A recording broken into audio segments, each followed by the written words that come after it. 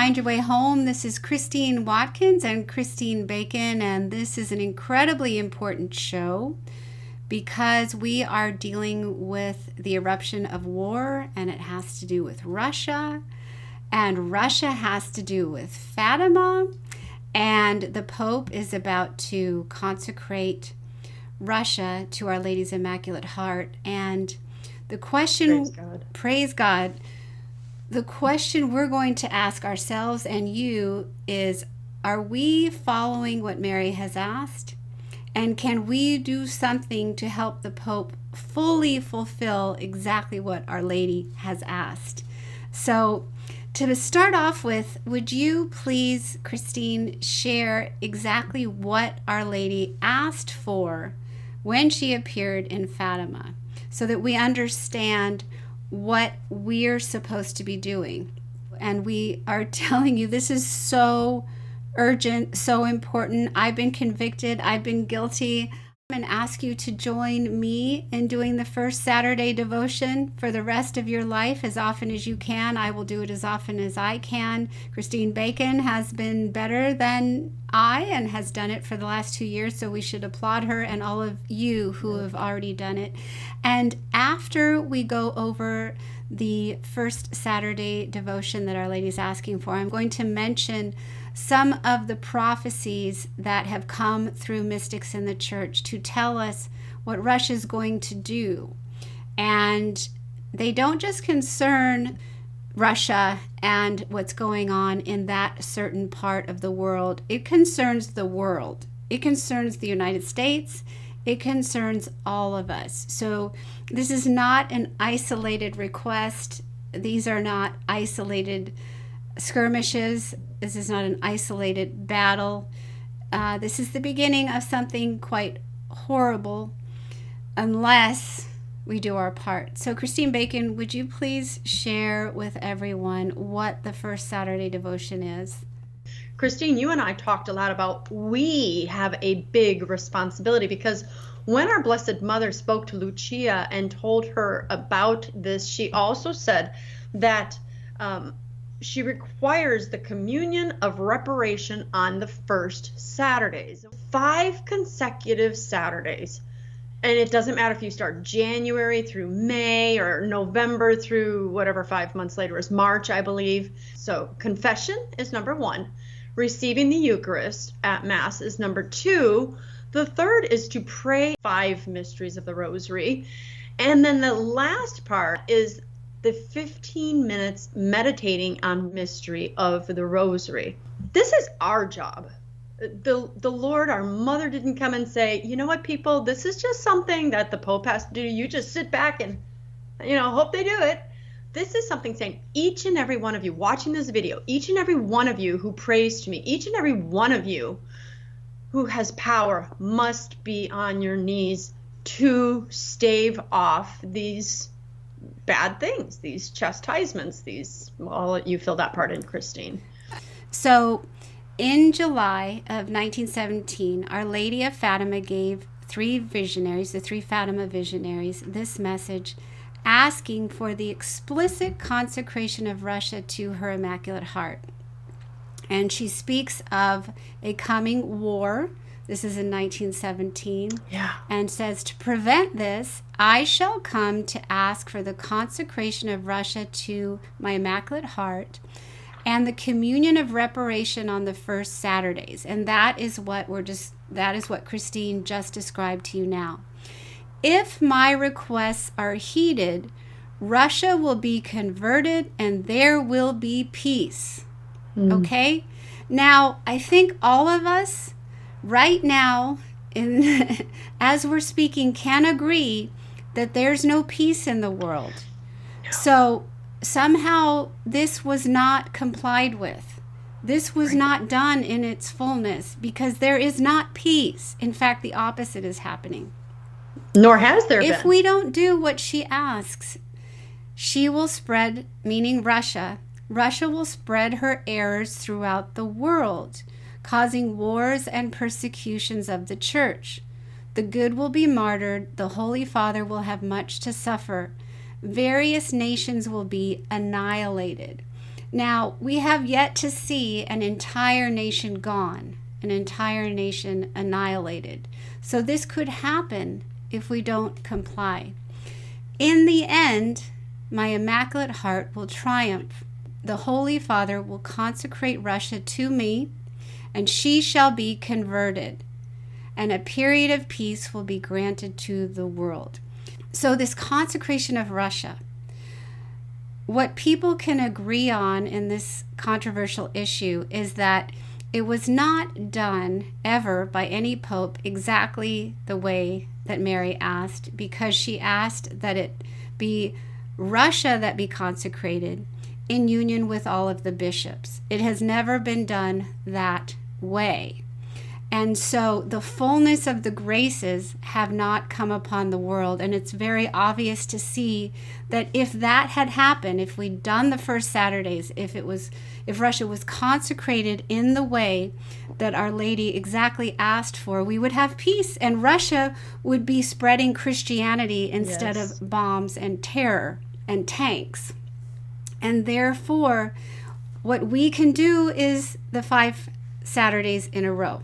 There is a historical precedent for not doing the fullness of what Mary requests. It's very, very interesting. Yes. On LifeSite News, Charles Morton was interviewed, and he is a father of 10, and he's a lawyer and a filmmaker, and he has been meeting with top church officials regarding this consecration of Russia to the Immaculate Heart for a long time. And he happened to be in communication with Father Louis Condor, who was the spiritual director for the Fatima seer Lucia. And he said, very interestingly, that and this is something Lucia told him, on August 13th, 1917, was a date that Mary was to have appeared to the children in Fatima. That was thwarted. It wasn't a public appearance because authorities put them in jail, the little children in jail. So she came again on the 19th of August and said, this is so interesting, she said, the miracle I'm about to perform, and the big miracle of the Son, was a couple months later in October, on October 13th, 1917, was the miracle of the Son. She said, when she appeared on August 19th, that this miracle that she's going to perform was not going to be as big or cause as many conversions because her plan was thwarted by the children being imprisoned. Yeah. And this is what Sister Lucia's spiritual director, Father Condor, said.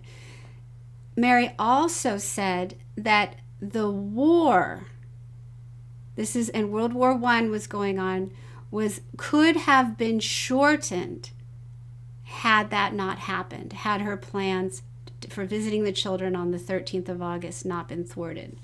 Huge, huge repercussions. Yes. For we as human beings not doing exactly what our mother asked. So I just wanted to share that interesting precedent. Which is so important because God is in the details. And you know, when Christine and I were talking, it's like, well, I don't know if I understand. Here's what I heard. Here's what I understand. In the book of Exodus, when Moses was asked to get water to the Israelites, he did so, but he struck it twice. Big deal, not a big detail. They got water, life is good, right? Because of that one indiscretion, that one lack of following the details, maybe an act of disobedience, the Lord said to Moses, the Israelites will enter the promised land, but you will not because of that. Now, if we sit back and we look at that, we're like, dude, that's radical. Isn't that a little bit steep? But guess what? God is God. And we may not understand why he's so much into the details. And I believe he's into the details because he says, I want you to trust me. So when we are called to do something by God, ours is not to question. Ours is to be obedient, follow the details, and let the Lord deal with the consequences. Get that rosary and pray the rosary, pray the mysteries, get to confession, get to Mass. But if we're going to pay attention to the details, Our mother also asked for 15 minutes meditating on the mysteries. Sister Lucia actually said, here's how I do it. So let's listen to how she does it. She said, here's my way of making the meditations on the mysteries of the Rosary on the first Saturdays. She says, the first mystery, the Annunciation of the angel Gabriel, her first prelude, she says, I just imagine myself seeing and hearing the angel greet Our Lady with these words, Hail, full of grace. So just meditating on, what does hail, full of grace mean? The second prelude, she says she'll sometimes meditate on, I ask Our Lady to infuse into my soul a profound sentiment of humility. So just meditating on the sense of humility. She will meditate on the manner in which heaven proclaims that the Most Holy Virgin is full of grace, blessed among all women, and destined to become the Mother of God. The second point, she will meditate on the humility of Our Lady, recognizing herself and declaring herself to be the handmaid of the Lord. The third point she will meditate on is how I must imitate Our Lady in her humility. What are the faults of pride and arrogance through which I most often displease the Lord, and the means I must employ to avoid them? So that's all on the first month. That's what she does. She says on the second month, she just makes the meditation on the second joyful mystery, and the third month on the third mystery, and so on. And she said when she's finished the 5 mysteries, so in your 5 Saturdays of this reparation, you can do all of the joyful mysteries. And you can be done, but don't be done, because we are in a harrowing period of history. Go more than the 5. Go make up all the ones that you never did. Make every first Saturday of reparation that you can, because we are sinners. This isn't just something everyone else did. I know my sins. So if I can make reparation in any best way possible, that's why I'm going to church all the time, because I know my sins and I know anyway, I could keep going on, but I want to be urgent about this. And I'd like to piggyback on this sense of urgency by mentioning some of the prophecies from the mystics in the Catholic Church who've told us what Russia is going to do. And because this consecration wasn't done in its entirety, in its fullness, and there's some very interesting stories around that as to why. For instance, in 1984, I believe, after Pope John Paul II did a consecration with the bishops of the whole world, right after he did that, he went into a room with cardinals, and the spiritual director of Sister Lucia was there, Father Condor, whom I've mentioned. And Pope John Paul II looked at Father Condor right after consecrating the world, not specifically Russia, to the Immaculate Heart of Mary, and said, did it happen? And Father Condor said, I don't know. So I think that's very interesting, is it not, that the Pope wasn't sure? Wouldn't you be sure that you just did it? He wasn't sure. I would really try to be sure. Right? And then what's interesting as well is Father Condor wasn't sure. He said, I don't know. And so the Pope said, go ask Sister Lucia. And so gave her a Fatima statue, and the Fatima statue went with Father Condor on the plane all the way to Sister Lucia, riding with Our Lady. And he went to her and he asked her a yes or no question. Was the consecration done to the Immaculate Heart of Mary, as Mary asked? And it's a yes or no question. And Sister Lucia didn't answer it with a yes or a no. She said, heaven has accepted the consecration. Now, what many have come to believe is that, yes, what was done was accepted. But what many know, or everyone knows, is that it wasn't done the way she asked. Or when it was asked. Or when it was asked. It wasn't done in a timely manner, and it wasn't done in the way she was asked. But there were graces, right? There were graces that have happened in the Soviet Union. So what was done was accepted. So interesting. So what we have now are other prophecies that have come since then, since 1917, when it was first requested. And going through time, we see that other prophets in the church have talked about Russia's heirs. St. Maximilian Kolbe, for instance, he said, One day the flag of the Immaculate Virgin Mary will flutter over the Kremlin in Russia. But first, the red flag will flutter over the Vatican.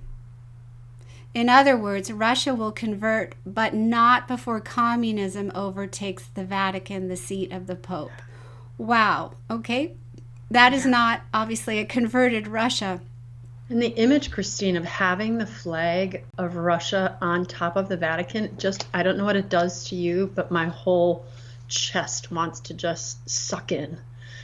Because what a horrific, what a horrific takeover that would be. And you know, I have the opposite reaction when I imagine the Immaculate Virgin Mary flag fluttering over the Kremlin. It's just glorious. So it's both devastation and inspiration all at once in that. But we have to prophecy. have the one before we can have the other. Right. And then we have Blessed Elena Aiello. She is from Italy, mystic, stigmatist, victim, soul, prophetess, and foundress of the Minim Tertiaries of the Passion of our Lord Jesus Christ. She died in the 1960s, not so long ago. And so here's what she says. Russia will march upon all the nations of Europe, particularly Italy, and will raise her flag over the dome of St. Peter's. Italy will be severely tried by a great revolution, and Rome will be purified in blood for its many sins, especially those of impurity. The flock is about to be dispersed, and the Pope must suffer greatly.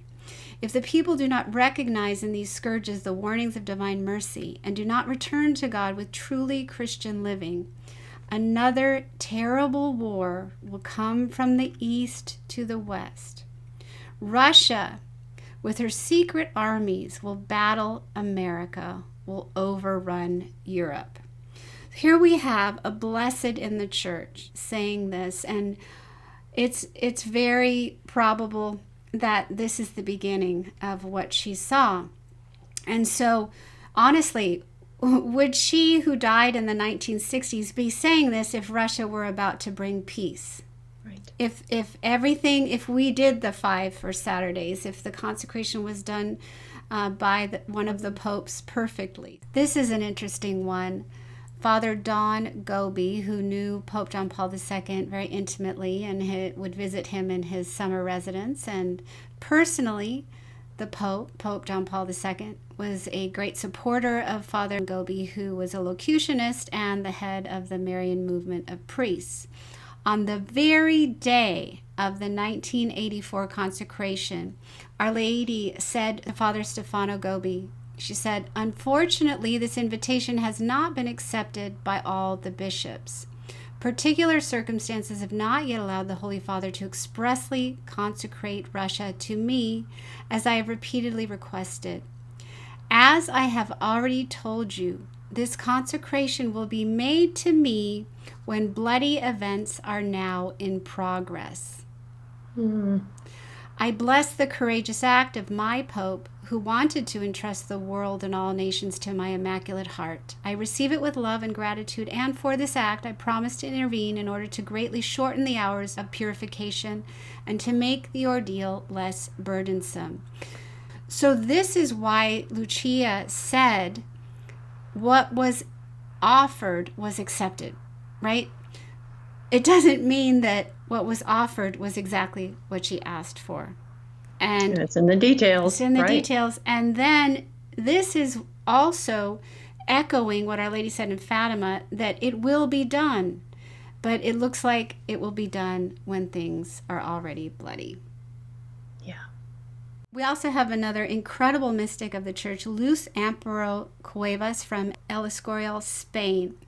And she, in 1981, on June 1st, Our Lady appeared to her, and her apparitions have not been formally accepted by the church, and yet there have been formal steps to show approval of them, insofar as the Cardinal Archbishop of Madrid on the 20th of 2012, on the 30th anniversary of the apparitions, he constructed a chapel that Our Lady, who called herself the Virgin of Sorrows, asked for.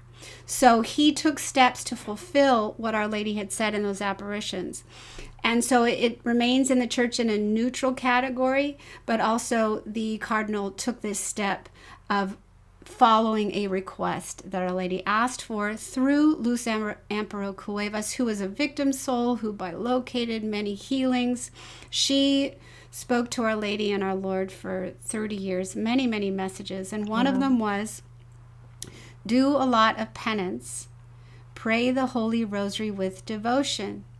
It is very important to pray the Holy Rosary every day.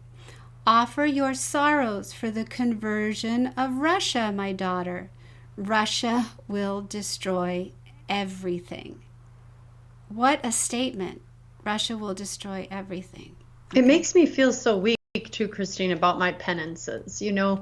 I know that with the little bit, I have poison ivy actually right here, and I would you like to show everyone? I would. There's my poison ivy. Okay, thank you. And this is actually good, but it was sticking to me, and I was in church, and I was literally in a daily mass, and I was just so wanting to rip my flesh off, and I actually got this image of Jesus having his flesh ripped off, and thinking, I'm whining about poison ivy.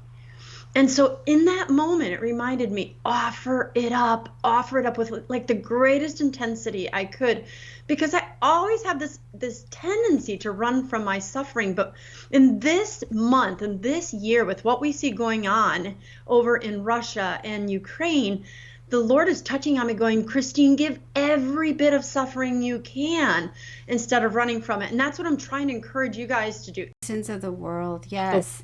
Yes. And so another mystic who is Conchita of Garabandal, and these apparitions are also neither approved nor condemned by the church. And this is something that Conchita's aunt said, and these happened in the 1960s, around the time of Vatican II is when the Garabandal apparitions happened in Spain. Conchita's aunt Antonia testified to having heard the visionaries say in ecstasy that if we don't amend our ways, Russia will take possession of the whole world. Once again, that's rather extreme. And then an interview with another one of the Garabandal visionaries, Marie Loli. This is Mrs. Bocabey, then asked Marie Loli, if you are not allowed to tell me the exact year of the warning, and that's a moment in time coming in the not too distant future when every person on earth will see their sins in a short life review and be able to choose God or not. If you're not exactly able to tell me the year of the warning, perhaps you could tell me approximately when it will happen. And then Marie Loli says, yes, it will be at that time when the world will most need it. When is that? When Russia will unexpectedly and suddenly overrun and overwhelm a great part of the free world. God does not want this to happen so quickly. In any case, the warning will come when you will see the Holy Mass cannot be celebrated freely anymore. Then it will be that the world will most need the intervention of God. So we have that incredible prophecy. And then I want to move on to Joseph Terelia. A lot of people know about him in the 1980s. He was a Ukrainian who was tortured by the Soviets. He was put in a freezer. It's amazing that he's alive. But he reportedly received messages from the Virgin Mary as well in the Ukraine. Lucifer, according to Terelia, was losing strength and preparing in his desperation for a great deception for all of God's creation and especially for the people of God. Now, here on Queen of Peace Media, we've talked about that deception already being well underway. Our Lady said, pray the rosary. Isn't that interesting? We've got a theme here. Pray the rosary. Teach your children to pray the rosary. It's powerful against the Antichrist. You can achieve the destruction of all the arms that have been arrayed by the unbelieving nations through prayer and fasting, through the action of all people who have accepted Christ, saying this prayer. Oh my God, I am heartily sorry for having offended you, and I confess all my sins. You have seen the godless East and West.